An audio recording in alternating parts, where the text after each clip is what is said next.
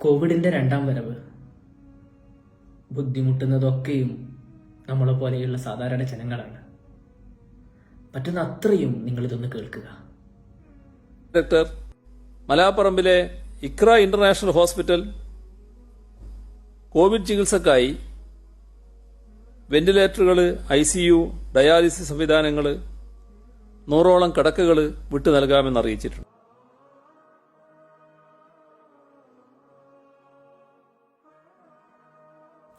ഇതാണ് ഇക്ര. മലബാറുകാർക്ക്, ഒരുപക്ഷെ കോഴിക്കോടുകാർക്കൊക്കെ medical college എങ്ങനെയാണോ അതുപോലെ ഓടി വരാൻ പറ്റുന്ന ഒരു ആശ്രയ കേന്ദ്രം. പാവങ്ങൾക്ക്, സാധാരണക്കാർക്കൊക്കെ പണിയൊക്കെ എടുത്തിട്ട് കുറച്ച് പൈസയ്ക്കേ ബാക്കി ഉണ്ടാവുള്ളൂ. പക്ഷെ ഉള്ള പൈസ കൊണ്ട് നന്നായിട്ടൊന്ന് ചികിത്സ നേടണം, നന്നായിട്ടുള്ള ഒരു ക്വാളിറ്റി ചികിത്സ കിട്ടണമെന്ന് ആഗ്രഹിക്കുന്ന ആളുകളൊക്കെ ഓടി വരുന്ന ഒരു സുന്ദരമായിട്ടുള്ള കേന്ദ്രം. നിങ്ങൾക്കറിയോ, ഞാൻ നേരത്തെ കാണിച്ചതുപോലെ ആദ്യ കോവിഡ് വേവ് വന്നപ്പോൾ, കോവിഡ് നമ്മളെ പിടിച്ചു കെട്ടാൻ വന്ന സമയത്ത് കേരളത്തിൽ ആദ്യമായിട്ട് ഒരു കോവിഡ് സ്പെഷ്യൽ ഹോസ്പിറ്റൽ തുടങ്ങിയ ആ സ്ഥാപനം ഒന്നും കൊണ്ടുമല്ല കേട്ടോ, JDT എന്ന് പറയുന്ന ഒരു ട്രസ്റ്റിന്റെ കീഴിലാണ് ഇക്ര ഹോസ്പിറ്റൽ നടത്തുന്നത്. എന്താ ട്രസ്റ്റ്? നമ്മളൊക്കെ അല്ലെങ്കിൽ സാധാരണക്കാർ അവരുടെ പൈസയിൽ നിന്ന് കുറച്ച് പൈസ ബാക്കി വെച്ചിട്ട്, അല്ലെങ്കിൽ ഉള്ളിലുള്ള ഉണ്ടാക്കുന്ന പൈസ ആർക്കെങ്കിലും കൊടുക്കണമെന്ന് വിചാരിക്കുന്ന ആളുകൾ, ആ മനസ്സറിഞ്ഞിട്ട് ആരെയും കാണാതെ ആ പൈസ അങ്ങ് കൊടുക്കുന്ന ആളുകൾ ഇത് പൈസ കൊടുത്തുകൊണ്ട് ഉണ്ടായപ്പെട്ട ഒരു സ്ഥാപനം, സാധാരണക്കാരുടെ സ്ഥാപനം. ആരോടും പറയാതെ വളരെ വേണ്ടപ്പെട്ട ആളുകളിൽ നിന്ന് ക്യാഷ് സ്വീകരിച്ചുകൊണ്ട് ഒന്നാമത്തെ ആ ഒരു വേവിനെ പിടിച്ചു നിൽക്കാൻ നമുക്കായി. ചികിത്സ കൊടുത്തു, ഒരുപാട് ആളുകൾക്ക് ചികിത്സ കൊടുത്തു. ആയിരക്കണക്കിന് ആളുകൾ ഇക്രയിൽ വന്നിട്ട് കോവിഡോടുകൂടെ വന്നു, കോവിഡ് ഹോസ്പിറ്റലിലേക്ക് വന്നു, കൃത്യമായിട്ടുള്ള ചികിത്സ കിട്ടി, അവർ തിരിച്ചുപോയി. ഒറ്റ മെയ്യായിട്ട്, ഒറ്റ മനസ്സായിട്ട്, ഒറ്റ ശരീരമായിട്ട് എല്ലാവരും കൂടെ നിന്ന് നമ്മൾ പിടിച്ചു നിന്ന്. പക്ഷെ ഇത് രണ്ടാമത്തെ വരവ് വല്ലാത്ത അപകടമാട്ടോ. ഏത് തരത്തിലാണെന്നറിയോ നിങ്ങൾക്ക്? ഈ അടുത്ത് 2 ദിവസം മുന്നേ എന്നെ ഒരാൾ വിളിച്ചു, വളരെ വേണ്ടപ്പെട്ട ആളാണ്. പറഞ്ഞു, സാബിത്തെ, എൻ്റെ ഒരു ബന്ധുവുണ്ട്, എങ്ങനെയെങ്കിലും നിനക്ക് ഇക്ര ഹോസ്പിറ്റൽ നന്നായിട്ട് അറിയാമല്ലോ, നീ അവിടെ വർക്ക് ചെയ്യുന്നുണ്ടല്ലോ, നീ അവിടെ ക്ലാസ് എടുക്കുന്നുണ്ടല്ലോ, നിനക്ക് പറ്റുകയാണെങ്കിൽ ഏതെങ്കിലും തരത്തിൽ എനിക്കൊരു ബെഡ് ഒന്ന് ഒപ്പിച്ചു തരണമെന്ന് പറഞ്ഞു. നിറകണ്ണുകളുമായിട്ട് ഞാൻ ആ മനുഷ്യനോട് പറഞ്ഞു, ഇക്കാക്ക, എനിക്ക് വല്ലാത്ത ആഗ്രഹമുണ്ട്, നിങ്ങൾ വിളിക്കുന്നത് കേൾക്കുമ്പോൾ. കാരണം നിങ്ങൾ വിളിക്കുന്നത് മനുഷ്യന്റെ ജീവന്റെ കാര്യത്തിന് വേണ്ടിയിട്ടാണ്. ഏതൊരാൾക്കും ചെയ്യാൻ പറ്റുന്ന ഏറ്റവും വലിയ നന്മയാണ് അയാളുടെ ജീവിതത്തിന് വേണ്ടിയിട്ട്, അയാളുടെ ജീവിതം നിലനിർത്താൻ വേണ്ടിയിട്ട് നിങ്ങളൊക്കെ ചെയ്തു കൊടുക്കുക എന്നുള്ളത്. അപ്പോൾ പറയും, ഞാൻ പറഞ്ഞു, സത്യമാണ്, നിങ്ങൾ വിളിച്ചത് വളരെ വലിയ കാര്യത്തിനാണെന്ന് എനിക്കറിയാം. പക്ഷെ നിങ്ങൾക്കറിയോ, എന്നെ വിളിക്കുന്ന 10ാമത്തെ ആളാണ് നിങ്ങൾ. ഇല്ല സ്ഥലം ഞങ്ങൾ തയ്യാറാണ്, സ്ഥാപനം തയ്യാറാണ്, ഇക്ര തയ്യാറാണ്.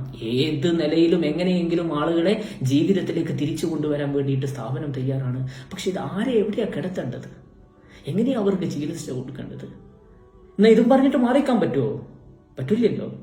ഇത് പറഞ്ഞിട്ട് മാറി നിൽക്കാൻ വേണ്ടിയിട്ടല്ലല്ലോ നമ്മളൊക്കെ ജീവിക്കുന്നത്.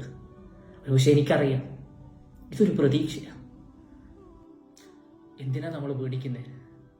മനുഷ്യരാശിയുള്ള കാലം അത്രയും, മനുഷ്യരിന് നന്മ ഉള്ള കാലം അത്രയും ആരും ഒറ്റക്കായി പോവില്ല എന്നുള്ള ഒരു പ്രതീക്ഷയാണ് നമുക്കൊക്കെ ഉള്ളത്. നിങ്ങൾക്കൊക്കെ അറിയാം, ഇനി ഉള്ള കുറഞ്ഞ സമയങ്ങൾ, ആ സമയങ്ങൾ വളരെ ക്രൂഷ്യലാണ്.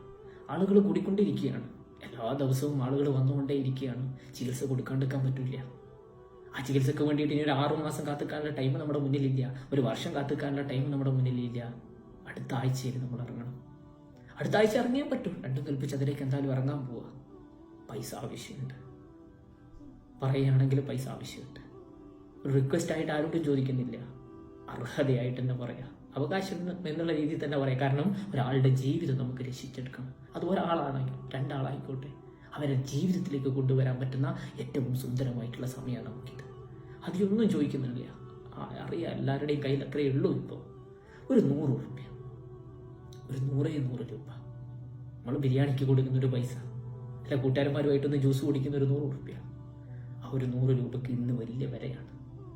ആ ഒരു 100 രൂപ നിങ്ങൾ തന്നുകൊണ്ട്, ഈ താഴെ കാണുന്ന ഈ ഒരു അക്കൗണ്ടിലേക്ക് നിങ്ങൾ തന്നുകൊണ്ട്, നിങ്ങൾ ഈ കമന്റിൽ ചെയ്താൽ ഞാൻ കൊടുത്തിട്ടുണ്ട് കേട്ടോ 100 രൂപ.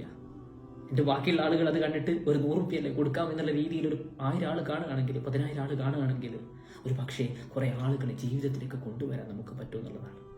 എനിക്ക് നിങ്ങളോടൊക്കെ പറയാനുള്ളത്, പലതരം കൂട്ടായ്മകൾ നിങ്ങളുടെ ഇടയിലുണ്ടാവും, കൂട്ടുബന്ധങ്ങൾ നിങ്ങളുടെ ഇടയിലുണ്ടാവും. നിങ്ങൾ കുറച്ച് ആളുകൾ കൂടിയിട്ട് വിചാരിക്കുക ഞങ്ങൾക്കൊരു ഒരു വെന്റിലേറ്റർ കൊടുത്താൽ എന്താ, അല്ല കുറച്ച് ആളുകൾ കൂടി വിചാരിക്കുക നമുക്ക് കുറച്ച് ബെഡുകൾ കൊടുത്താൽ എന്താ. ഇനി ഇതൊന്നും പറ്റുന്നില്ലെങ്കിൽ ഈ വീഡിയോ ഒന്ന് ഷെയർ ചെയ്തുകൊണ്ട് നിങ്ങൾ അറിയുന്ന ആളുകൾക്ക് കൊടുത്തുകൊണ്ട് ആവുന്ന അത്ര ആളുകൾ ഇരുന്ന് പണം സ്വീകരിച്ചുകൊണ്ട് ഈ ഒരു അക്കൗണ്ട് നമ്പറിലേക്ക് നിങ്ങൾ ഇടാൻ ശ്രമിക്കുക.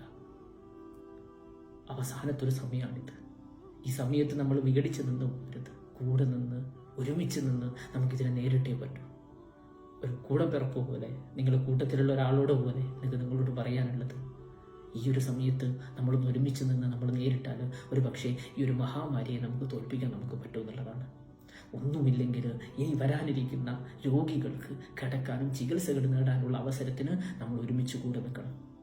ആവുന്ന അത്രയും ആളുകൾ ഇതിനെ മറ്റുള്ളവരിലേക്ക് അറിയിച്ചുകൊണ്ട് ഈ ഒരു സ്ഥാപനത്തിലേക്ക്, ഈ ഒരു സ്ഥാപനത്തിൻ്റെ ഇനിയുള്ള അല്ലെങ്കിൽ ഇത്രയും ആളുകളെ അക്കോമഡേറ്റ് ചെയ്യാൻ നമുക്ക് പറ്റുമെന്നുള്ള ഒരു ഉറപ്പ് ഈ സ്ഥാപനത്തിന് കൊടുക്കാൻ വേണ്ടിയിട്ട് നിങ്ങളൊക്കെ നിങ്ങളുടെ ആ ഒരു സുന്ദരമായിട്ടുള്ള ആ ഒരു 100 രൂപ ചലഞ്ച്, ചിരിച്ചുകൊണ്ട് പറയുക ചലഞ്ചിനെ നമ്മൾ ഏറ്റെടുത്തുകൊണ്ട് നമുക്ക് മുന്നോട്ട് പോകാൻ പറ്റട്ടെ.